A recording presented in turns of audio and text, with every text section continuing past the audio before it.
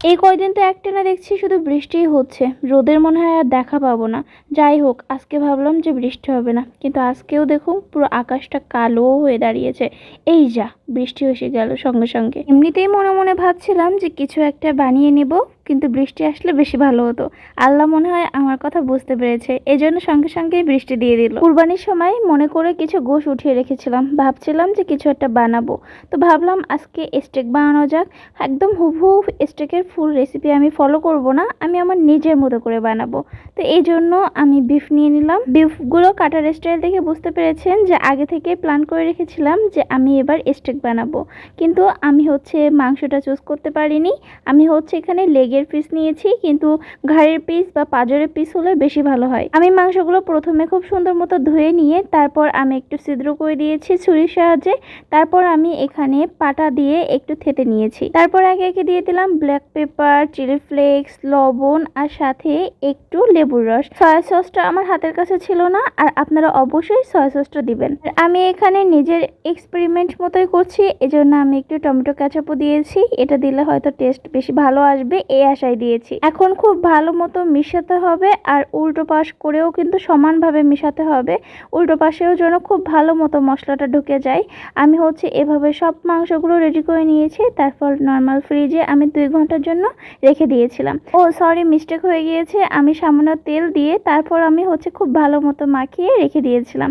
আর তারপর 2 ঘন্টা পর আমি আবার কিচেনে চলে আসছি। আমি এখানে বাটার ছিল না বাসায়, এজন্য আমি ইনস্ট্যান্ট ঘি ইউজ করেছি, আর ঘির জন্য ফ্লেভারটা আরও বেশি সুন্দর এসেছিল।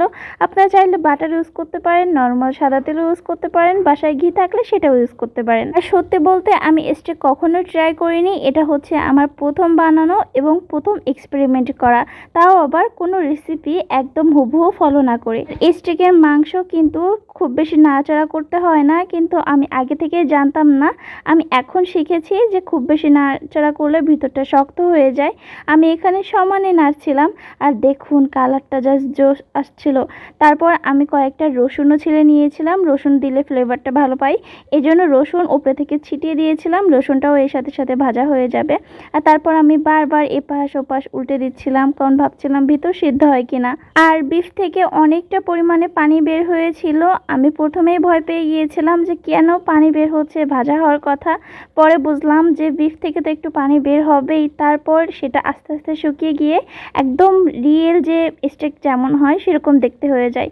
আর দেখে তো আমার মনটা একদম ভরে গিয়েছিল, মানে আমি এক্সপেক্টই করিনি এত সুন্দর দেখতে হবে। আর তারপর আমি বাকিগুলো এইভাবেই ভেজে নিয়েছিলাম, একদম same to same process follow করে। আপনারা চাইলে আমার মতো এরকম ফাঁকিবাজি স্টেকও বানিয়ে নিতে পারেন, একদম ইজি। আর এটা বানাতে খুব বেশি সময়েরও প্রয়োজন হয়নি, খুব বেশি মশলারও প্রয়োজন হয়নি। তারপর আমি সব শেষে দিয়ে দিয়েছিলাম ঘি। আপনারা প্রথমে হয়তো দেখেছেন যে এইবারে আমি কিন্তু আগে থেকে ঘি দেইনি, আগেই মাংসটা দিয়েছিলাম। তারপর শেষে একদম যখন হয়ে আসছে তখন আমি ঘিটা ছড়িয়ে দিয়েছি ওপরে থেকে, আর এইগুলো সব থেকে বেশি টেস্ট হয়েছিল। এখন রেডি আমার বিফ স্টেক। আপনাদের কাছে দেখে কেমন লাগছে সেটা জানাবেন, আর খেতে হয়েছিল মাশাআল্লাহ মাশাআল্লাহ। আপনারাও কিন্তু এভাবে ট্রাই করতে পারেন।